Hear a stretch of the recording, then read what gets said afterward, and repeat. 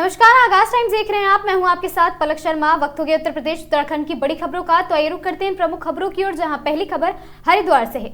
नववर्ष के अवसर पर शहर की सड़कों पर ट्रैफिक व्यवस्था को लेकर प्रशासन पूरी तरह सतर्क नजर आया। धर्मनगर हरिद्वार में ट्रैफिक नियमों के पालन को लेकर ट्रैफिक एसपी ने साफ संदेश दिए कि जिस तरह नए साल के जश्न के दौरान सभी कर्मियों ने मुस्तैदी से ट्रैफिक कानूनों का पालन कराया है, उसी तरह पूरे वर्ष यह अभियान लगातार जारी रहेगा। नववर्ष के दौरान सभी ट्रैफिक कर्मियों ने पूरी जिम्मेदारी के साथ अपनी ड्यूटी निभाई है और आमजन से ट्रैफिक नियमों का पालन करवाया है। हमारा प्रयास यह है कि यह व्यवस्था केवल किसी खास मौके तक सीमित न रहे, बल्कि पूरे साल लोग ट्रैफिक का पालन करते रहें। ट्रैफिक एसपी ने आम नागरिकों से अपील की है कि वे अपनी और दूसरों की सुरक्षा को ध्यान में रखते हुए हेलमेट, सीट बेल्ट और ट्रैफिक सिग्नल का अनिवार्य रूप से पालन करें। नियमों का उल्लंघन करने वालों के खिलाफ सख्त कार्रवाई भी की जाएगी।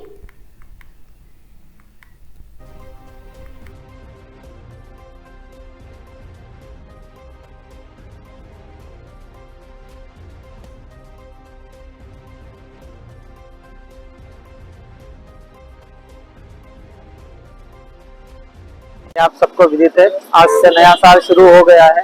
मैं सबको ढेरों शुभकामनाएं और बहुत बहुत बधाई देना चाहूंगा और सबसे ये अपील भी करना चाहूंगा कि जैसे कल रात सबने ट्रैफिक का और जितने भी नियम थे सबका पालन किया है, तो मैं चाहूंगा कि पूरे साल ऐसे जो ट्रैफिक के नियम है उसका पालन करें, लॉ एंड ऑर्डर का पालन करें और कोई क्राइम ना करें, किसी भी तरह का कोई वायलेशन ना हो ट्रैफिक का। तो सबसे ये अपील भी करना चाहूंगा और एक बार सबको बहुत बहुत बधाई और शुभकामनाएं।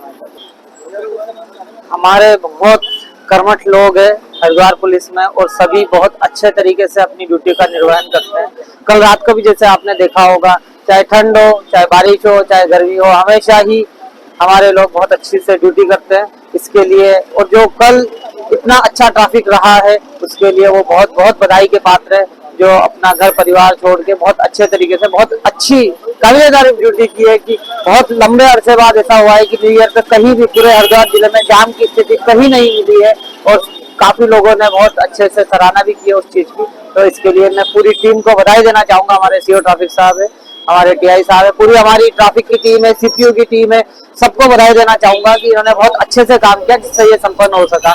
सबको बहुत बहुत बधाई, ढेरों शुभकामनाएं। जनपद नैनीताल के कालाढूंगी शहर में लगातार बढ़ते कोहरे और कड़ाके की ठंड को देखते हुए नगर पालिका द्वारा आमजन को राहत देने के लिए अलाव व्यवस्था को सुदृढ़ किया गया है। शहर के प्रमुख चौराहों, नुक्कड़ों और साथ ही आम रास्तों पर अलाव जलाने के स्थानों की संख्या में इजाफा किया गया ताकि लोगों को सर्दी से राहत मिल सके। नगर पालिका अध्यक्ष रेखा कत्यूरा ने अधिशासी अधिकारी अभिनव कुमार के साथ शहर में चल रही अलाव व्यवस्था पर जल रहे अलावों को देखा है और वहां मौजूद स्थानीय लोगों से, राहगीरों से बातचीत कर उनकी समस्याएं भी सुनी है। पालिका अध्यक्ष रेखा कत्यूरा ने कहा कि ठंड का प्रकोप लगातार बढ़ रहा है, ऐसे में नगर पालिका की प्राथमिकता है कि आम नागरिकों, बुजुर्गों, मजदूरों और राहगीरों को अधिक से अधिक राहत दी जा सके। इसी उद्देश्य से इस बार अलाव जलाने के स्थानों की संख्या बढ़ाई गई है। उन्होंने पालिका कर्मचारियों को निर्देश दिए हैं कि अलाव की लकड़ी समय पर उपलब्ध कराई जाए और व्यवस्था में किसी तरह की लापरवाही न बरती जाए। अधिशासी अधिकारी अभिनव कुमार ने भी अलाव व्यवस्था की नियमित निगरानी करने की बात कही है और बताया कि आवश्यकता पड़ने पर और साथ ही सभी स्थानों पर अलाव जलाए जाएंगे। निरीक्षण के दौरान पालिका के लिपिक भूपाल सिंह बोरा और साथ ही गौरव समेत पालिका के कई कर्मी वहां पर मौजूद रहे। नगर पालिका कालाढूंगी द्वारा मेरे सर, कोहरे और ठंड की वजह से जो है कालाढूंगी नगर पालिका द्वारा इस बार कितनी जगहों पर जो है अलाव की व्यवस्था की गई है?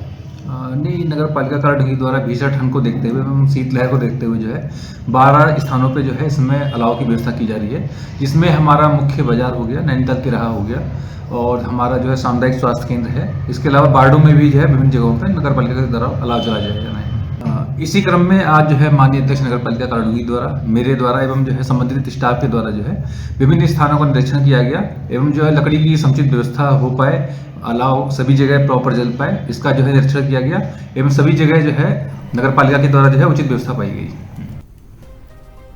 विधानसभा ज्वालापुर क्षेत्र डालूवाला मजबता में मुखिया और साथ ही भूमिया खेड़ा की बाउंड्री का विधायक द्वारा उद्घाटन किया गया है, जिसमें लाखों की लागत से बनने वाली 4 दीवारों का उद्घाटन किया गया है। निर्माण कार्य के चलते कुछ दिनों के अंदर दीवार में घटिया सामग्री और साथ ही कमीशन खोरी की भेंट चढ़ने के कारण दीवार में दरार आ गई है और दीवार गिर गई है, लेकिन ठेकेदार की मिलीभगत से और घटिया निर्माण सामग्री के चलते दीवार ने दम तोड़ दिया है। कुछ ही दिनों पहले बनी दीवार क्षतिग्रस्त हो गई है, जिसके कारण गांव गांव के स्थानीय लोगों ने ठेकेदार पर घटिया सामग्री लगाने का आरोप लगाया है।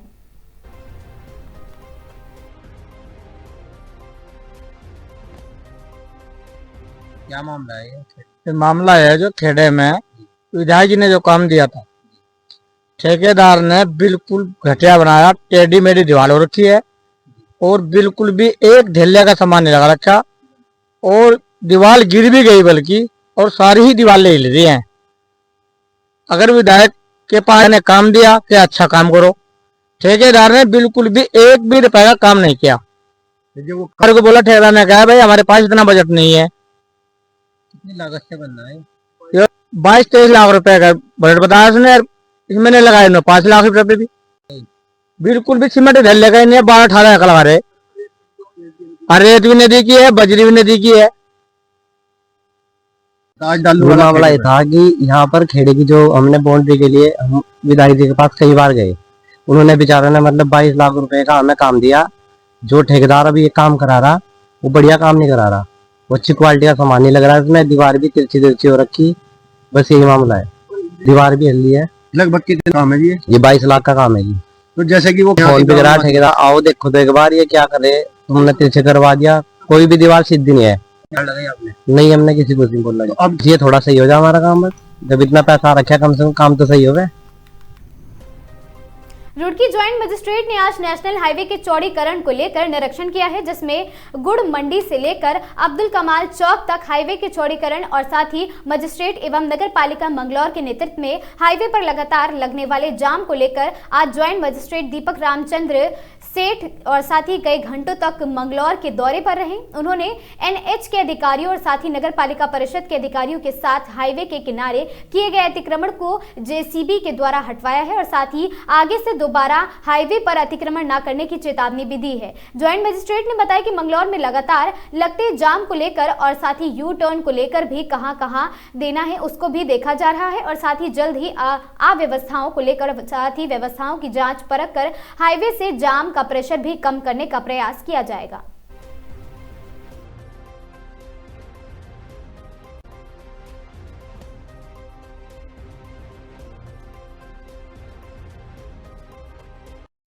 और यहाँ पर सीएम सर और डीएम सर का निर्देश अनुसार आज हमने नया देवबंद के ये जाने वाले रास्ते पे कहीं हमारा ट्रैफिक हो रहा था, उसी बावजूद हमने संयुक्त रूप से एनएच का प्रशासन के तौर पर हमने अब निरीक्षण किया। निरीक्षण करने के बाद हमने कहाँ और कितना तेजी से काम होना चाहिए ताकि हमारा ट्रैफिक सही से चलते रहे और साथ ही साथ हमारा 2-3 कट भी है, कहाँ ट्रैफिक और एआरटी और पुलिस बना के अपना एनफोर्समेंट का बढ़ाने का जगह है और कई चीज़ें हम डिस्ट्रिक्ट सेफ्टी कमेटी का माध्यम से भी इसको अलग तरीके से प्रस्ताव भी बना के रखा है ताकि उनका अप्रूवल के बाद में हम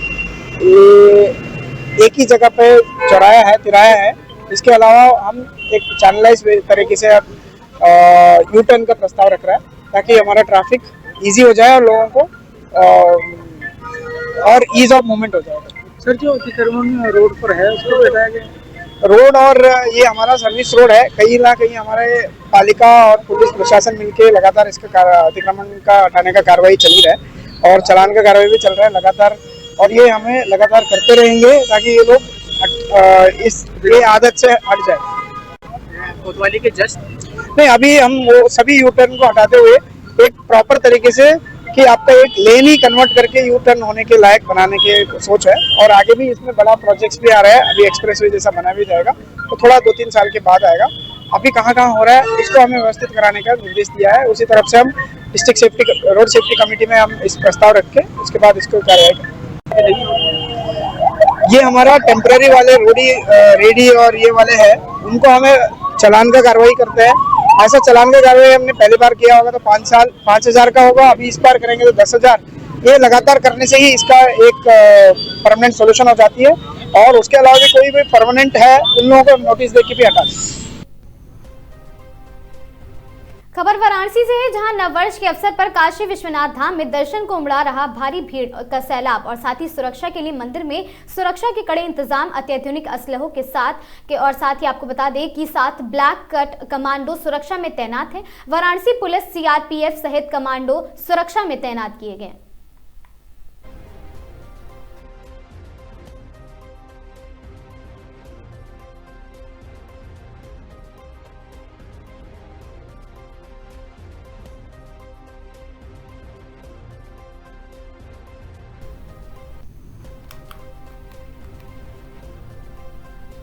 खबर संभल से है, जहां नए साल की खुशियां बदली मातम में। घर से एक दिन पहले दिल्ली ऑफिस में ड्यूटी करने गया युवक की सड़क दुर्घटना में मौत हो गई है।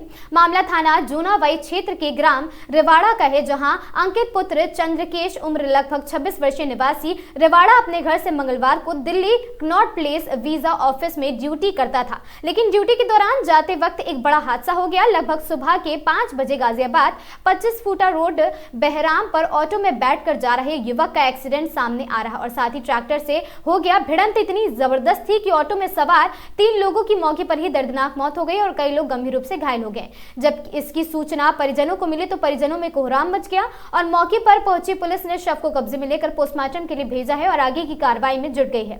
पोस्टमार्टम के बाद परिजन मृतक के शव थाना जूनाबाई क्षेत्र के गांव रेवाड़ा लेकर आए हैं और साथ ही परिवार में चीख पुकार मचने में मृतक की 7 महीने पहले ही शादी हुई थी। इस घटना ने 2 परिवारों के जीवन को उजाड़ कर रख दिया है।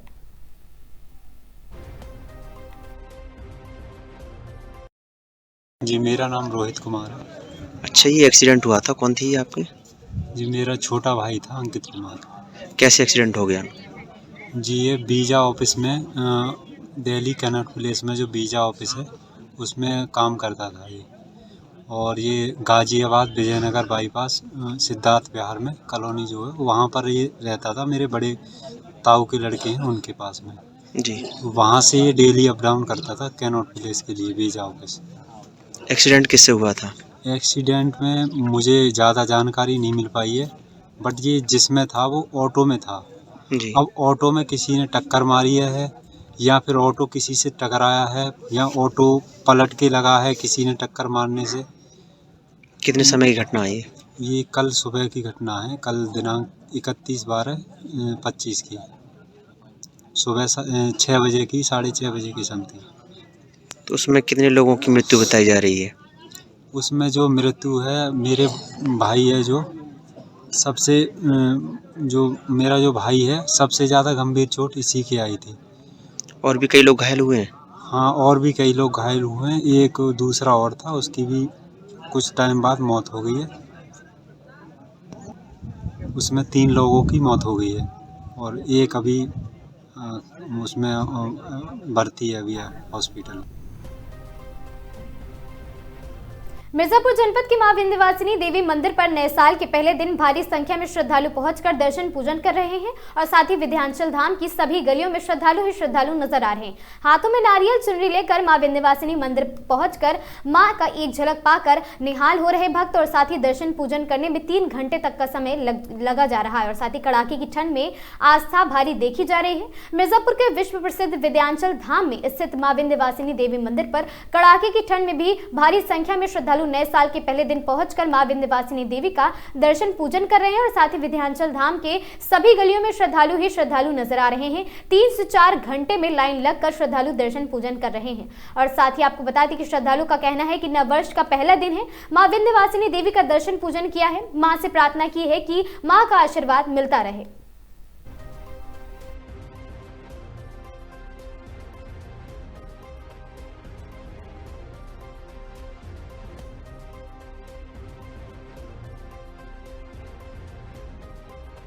कहाँ से आए हैं? मेरा नाम नीरज दुबे है, मैं रॉबर्टसन से आया हूँ। माँ का दर्शन हो गया? माता रानी का दर्शन बहुत अच्छा हुआ और कम से कम 5 मिनट तक हुआ दर्शन। काफी भीड़ थी, उसके बाद भी माँ ने सबको दर्शन दिया। माँ का आशीर्वाद है। बड़े सरलता से हो गया? जी जी जी, बिल्कुल बिल्कुल। शासन प्रशासन ने एक तरह से बहुत अच्छी व्यवस्था की है। इनकी व्यवस्था बहुत अच्छी है। क्या नाम है, कहाँ से आए हैं? हम बिहार पटना से आए हैं और पटना से आए तो ट्रेन तो 3 घंटा लेट थी, लेकिन उसके बाद आए तो सुबह दर्शन किए तो 1-1.5 घंटा तो 2 घंटा तो लगा लाइन में। दर्शन ही हो गया, लेकिन भीड़ भाड़ बहुत 1 जनवरी के लेकर। तो दर्शन पा लिया मतलब? जी हाँ। भीड़ बहुत ज्यादा थी। प्रशासनिक व्यवस्था कैसी है? अच्छी है।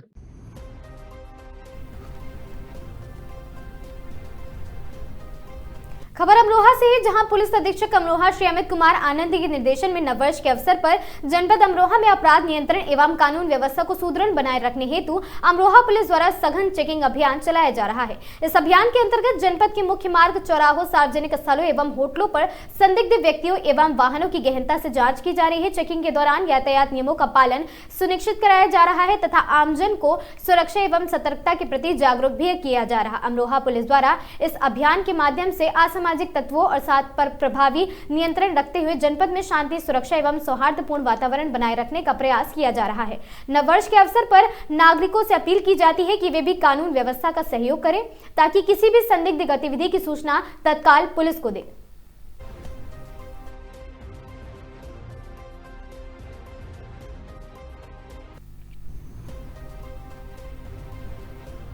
हमीरपुर जनपद में राट क्षेत्र के जरिया थाना अंतर्गत बुंदेलखंड एक्सप्रेसवे पर तेज रफ्तार एक मिनी बस आगे चल रहे ट्रक से जा टकराई है, जिससे हुए हादसे में मिनी बस में सवार 2 महिलाओं की मौके पर ही दर्दनाक मौत हो गई।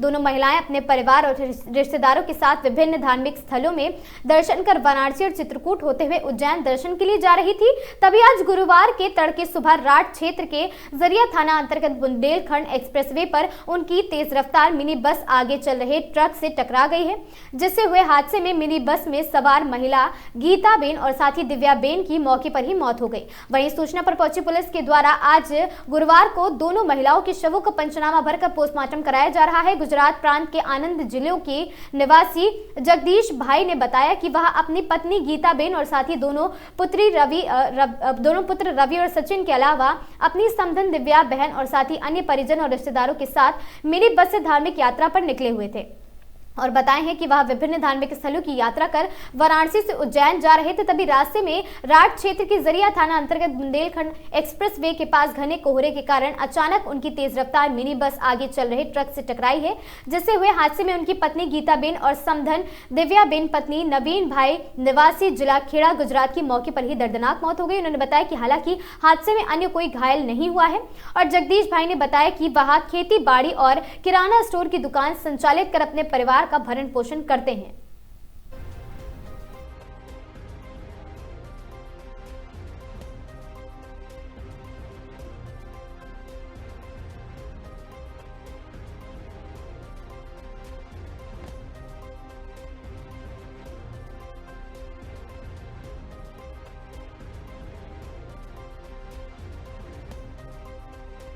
आज दिनांक 1/1/26 को रात के 12:30 बजे के आसपास जरिया थाना क्षेत्र के अंतर्गत बुंदेलखंड एक्सप्रेसवे पर किलोमीटर 149.5 के पास एक ट्रैवलर गाड़ी जो कि प्रयागराज से उज्जैन की ओर जा रही थी आगे चल रहे ट्रक से टकरा गई। ट्रैवलर गाड़ी में चालक सहित कुल 12 लोग सवार थे, जिसमें 8 वयस्क और 3 बच्चे थे। दुर्घटना में कुल 4 लोगों को चोटें आई। सूचना पर तत्काल जरिया थाना पुलिस मौके पर पहुंची और घायलों को जरिया एम्बुलेंस तत्काल CHC राट पहुंचाया गया, जिसमें चिकित्सकों द्वारा 2 घायलों को मृत घोषित कर दिया गया तथा 2 अन्य घायलों का उपचार जारी है। वर्तमान समय में यातायात संबंधी कोई समस्या नहीं है, अन्य वैधानिक कार्रवाई प्रचलित है। क्या नाम है भैया आपका? रवि पंचाल। रवि पंचाल जी, क्या घटना हो गई है? हम रात को मतलब दोपहर को वाराणसी से प्रयागराज से निकले थे हम, और रात को चित्रकूट में खाना खा के हम सीधा उज्जैन के लिए जा रहे थे। तो बीच तकरीबन चित्रकूट से 200-250 किलोमीटर पर बीच रास्ते में ही अचानक एक्सीडेंट हो गया, करीबन 12 बजे के आसपास। क्योंकि 11 बजे 50 मिनट पर तो मैं जग रहा था, मेरे नींद लगने के 10 मिनट बाद अचानक से एक्सीडेंट हो गया। तो कैसे हुआ पता नहीं, पर ड्राइवर ने बताया कि आगे कोई अंधेरा वाला मतलब जिसकी लाइट वगैरह थी नहीं, ऐसा कुछ ट्रक मशीनरी वगैरह लेके जा रहा था हाईवे ऊपर, है ना। और तो कोहरे की वजह से थोड़ी गाड़ी जब पास गई तब वो लाइट नहीं थी, तो पास गई तब वो दिखाई दिया, पर उसको अचानक क्या हुआ पता नहीं, उसने अचानक से वो ट्रक वाले ने ब्रेक लगा दी और उस चक्कर में ड्राइवर ने बचाने के लिए काफ़ी ब्रेक लगाई। वो गाड़ी भी साइड पे ले ली, फिर भी वो लेफ्ट साइड का तो पूरा वो अंदर घुस गया और मेरी अम्मा थी वो उनका वहीं देहांत हो गया।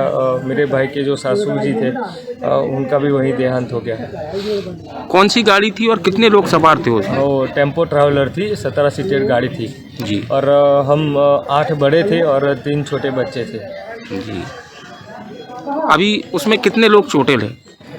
अभी मेरे भाई को यहाँ ये पूरा यहाँ से फट गया था तो यहाँ इसको टाके लगाए। मेरी वाइफ को भी थोड़ा यहाँ पर लगा हुआ है, पापा को थोड़ा पाँव में लगा हुआ है, तो 3 जन है। इसकी वाइफ को भी थोड़ा सिर में कुछ लगा है तो उसको थोड़ा सा हल्का सा उसको सिर में दुख रहा है और सूजन आ गई है। क्या बाकी तो किसी को कुछ नहीं लगा है। 2 लोग मौके पर ही एक्सपायर हो गए थे? मौके पर ही एक्सपायर हो गए भाई। किस जगह की घटना है ये बुंदेलखंड एक्सप्रेस वे? हाँ, बुंदेलखंड एक्सप्रेस वे। खबर संडीला से है, जहां एक्सीलेंस अवार्ड 2025 मुख्य अतिथि सतीश महाना विधानसभा अध्यक्ष उत्तर प्रदेश के द्वारा विभिन्न क्षेत्र में दिए गए उल्लेखनीय योगदान के लिए महेंद्र कुमार सोनी संडीला तहसील के एक संपत्ति समाजसेवी एवं जिम्मेदार नेतृत्वकर्ता सम्मानित किए गए।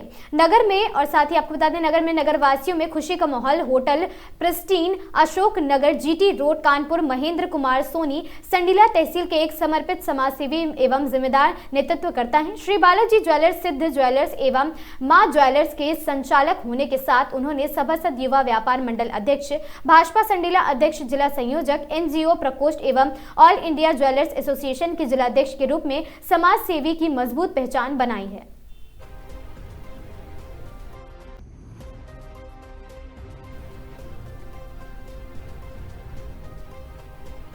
खबर श्रावस्ती से है, जहां श्रावस्ती जनपद में उस समय हड़कंप मच गया जब एक विवाहिता ने अपने ही घर में फांसी के फंदे से लटक कर आत्महत्या कर ली। सूचना पर पहुंची पुलिस ने शव को कब्जे में लेकर पोस्टमार्टम के लिए मोर्चरी हाउस भेजने का काम किया है। आपको बता दें, मामला श्रावस्ती जनपद के थाना क्षेत्र एकौना कस्बा के मोहल्ला कबीर नगर का है, जहां 27 वर्षीय विवाहिता मीरा देवी पत्नी हरीश ही घर में संदिग्ध परिस्थितियों में फांसी के फंदे से शव लटका हुआ मिला। घटना की सूचना मिलते ही आसपास के लोगों में अफरा तफरी मच गई और बड़ी संख्या में लोग मौके पर जमा हो गए हैं। सूचना मिलते ही कोना पुलिस मौके पर पहुंची और शव को कब्जे में लेकर पंचनामा भरकर पोस्टमार्टम के लिए मोर्चरी हाउस भिनगा भेज दिया है। बताया जा रहा है कि मृतका के 3 छोटे बेटे, जिनमें एक बेटी नेहा 5 वर्षीय, एक बेटा ऋषि 4 वर्षीय और एक 2 माह की मासूम बच्ची शामिल है। महिला की मौत के बाद परिवार में कोहराम मचा हुआ है। फिलहाल पुलिस सभी पहलुओं की जांच कर रही है।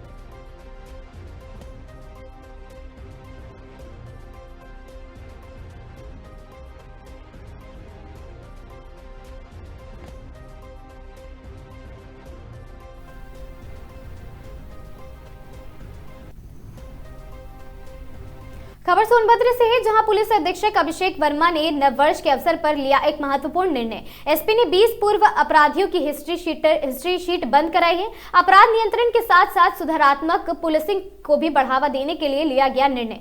अभियुक्तों की आपराधिक पृष्ठभूमि, वर्तमान गतिविधि और सामाजिक आचरण की संबंधित थानों में विस्तृत समीक्षा कराई गई थी और भविष्य में संबंधित व्यक्तियों द्वारा किसी भी प्रकार की आपराधिक गतिविधि की जाती है तो होगी उनके विरुद्ध नियम अनुसार कठोर कार्रवाई।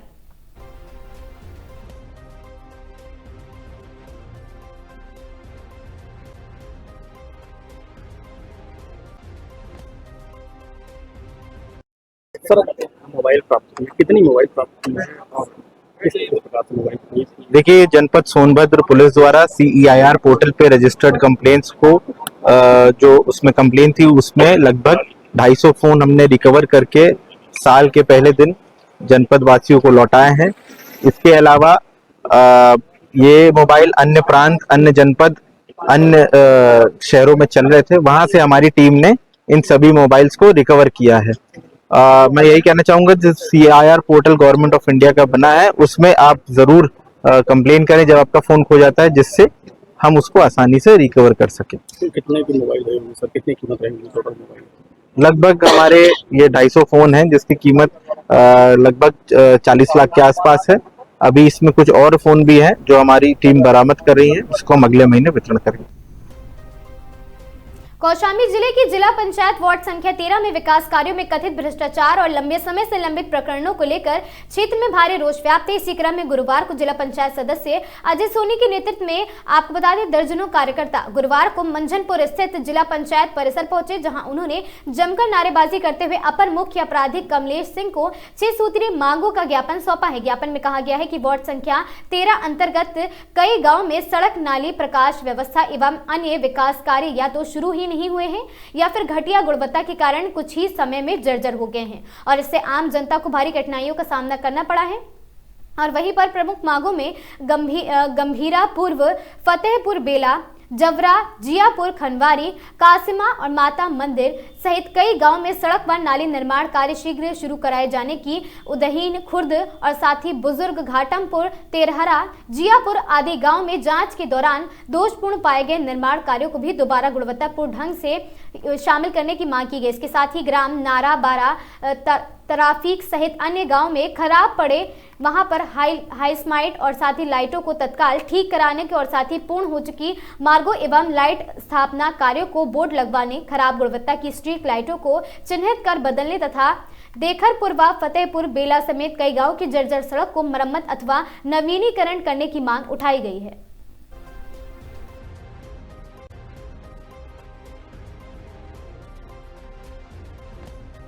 आज 1 जनवरी को जिला पंचायत परिसर मंझनपुर में हम लोगों ने प्रदर्शन किया और अपर मुख्य अधिकारी श्रीमान कमलेश सिंह साहब को एक 6 सूत्रीय मांग पत्र सौंपे गए। मांग पत्र में वार्ड नंबर 13 जिला पंचायत कौशाम्बी अंतर्गत जो भी अधूरे निर्माण कार्य कराए गए हैं, गुणवत्ता विहीन निर्माण कार्य कराए गए हैं या जहां जहां हाई मार्ट लाइट खराब है, स्ट्रीट लाइट खराब है, सड़कों की मरम्मत नहीं कराई गई, इन सभी मांगों को लेकर हमने अपना मांग पत्र सौंपा है, जिस पे अधिकारी महोदय ने कहा कि जो नियमानुसार उचित होगा हम लोग कार्रवाई करेंगे।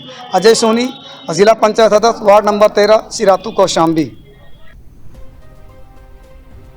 एटा में थाना साइबर क्राइम ने की बड़ी कार्रवाई। जीवन साथी ऐप पर दोस्ती कर शादी का झांसा देकर युवती से किया दुष्कर्म। आपको बता दें नौकरी लगवाने के नाम पर ठगी करने का आरोप कुलदीप उर्फ कुणाल को पुलिस ने किया गिरफ्तार। जनपद मैनपुरी निवासी आरोपी कुलदीप कुमार उर्फ कुणाल पर 58 लाख रुपए की ठगी करने का आरोप है। पुलिस ने आरोपी के पास से ATM कार्ड किए हैं बरामद।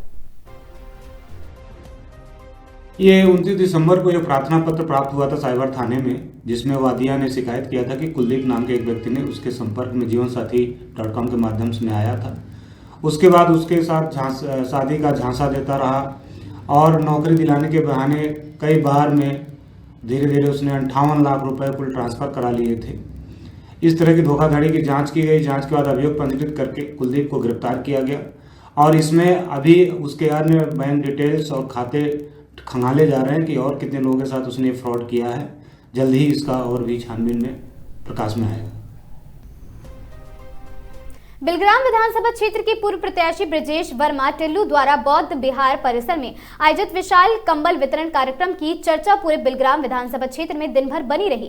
कार्यक्रम की भव्यता, जरूरतमंदों की भीड़ एवं जन सेवा की भावना ने इस एक ऐतिहासिक जन कल्याणकारी अभियान इसे बना दिया। विशेष बात यह रही कि यह कार्यक्रम उप जिलाधिकारी SDM कार्यालय के नजदीक आयोजित किया गया, जिसके चलते यह आयोजन आमजन ही नहीं बल्कि प्रशासनिक हलकों में भी चर्चा का विषय बना रहा। राहगीरों और आसपास के क्षेत्रों में मौजूद लोगों की निगाहें इस सेवा कार्य पर टिकी रही, जहां मौजूदा सरकार नहीं पहुंच पाई और साथ ही वहां समाजवादी पार्टी आगे आई जरूरतमंदों की जुबानी। और कार्यक्रम में कंबल प्राप्त होने वाले जरूरतमंदों ने खुले तौर पर कहा कि जब मौजूदा सरकार ने हमारी सुध नहीं ली, तब पूर्व प्रत्याशी ब्रजेश वर्मा टिल्लू और साथ ही समाजवादी पार्टी ने आगे आकर ठंड से राहत देने का काम किया है। जरूरतमंदों का कहना था कि इस भीषण ठंड में कंबल उनके लिए किसी वरदान से कम नहीं है। उन्होंने इस मानवीय पहल के लिए ब्रजेश वर्मा टिल्लू और साथ ही समाजवादी पार्टी का आभार व्यक्त किया है।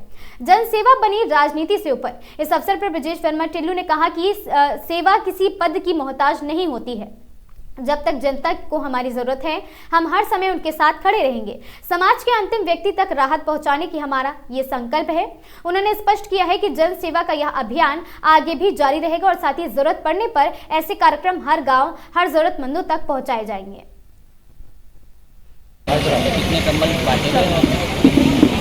ये लगभग 1500 से 1700 कमल का आज वितरण हुआ है। और ये कम्बल वैसे तो आज की जो हमारी वर्तमान सरकार है, डीएम एसडीएम है, उनको इन गरीब भाइयों को कम्बल वितरण करना चाहिए। और गवर्नमेंट में ये व्यवस्था भी है कि शीतकालीन सत्र में 10-50 हज़ार कम्बल पूरे ज़िले के लिए आते भी हैं। वो कहाँ चले जाते हैं ये तो पता नहीं, लेकिन हमको हमारे बूथ अध्यक्षों के द्वारा मालूम हुआ कि गांव में, प्रत्येक गांव में 10-20-50 लोग जो कि काफ़ी निर्धन है और उनको वो आवश्यक है, उनको कम्बल वितरण करना बहुत ही उनको आवश्यकता है। तो हमने कहा चलो तो 10-5 गाँव में जाने से अच्छा रहेगा, एक जगह सबको बुला करके हम वितरित कर देंगे। लगभग 17 से 1750 हो जाएंगे या 1650। खबर श्रावस्ती से है, जहां नववर्ष 2026 पर बौद्ध तपोत्सली बनी पर्यटकों की पहली पसंद। नए साल का जश्न मनाने के लिए श्रावस्ती समेत आसपास के जिलों से बड़ी संख्या में पर्यटक बौद्ध तपोत्सली पहुंच रहे हैं।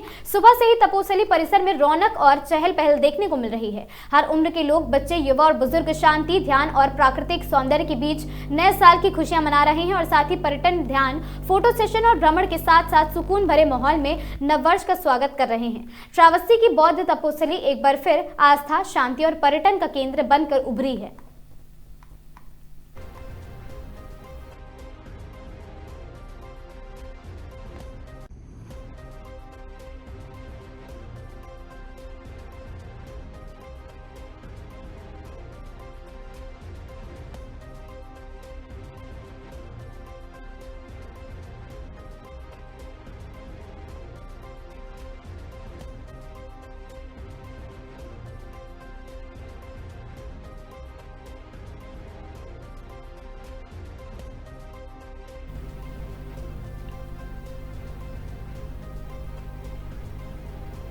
उत्तर प्रदेश उत्तराखंड की इन तमाम खबरों में आज के लिए बस इतना ही। ऐसी खबरों से लगातार जुड़े रहने के लिए बने रहें हमारे साथ और देखते रहें आगाज टाइम्स।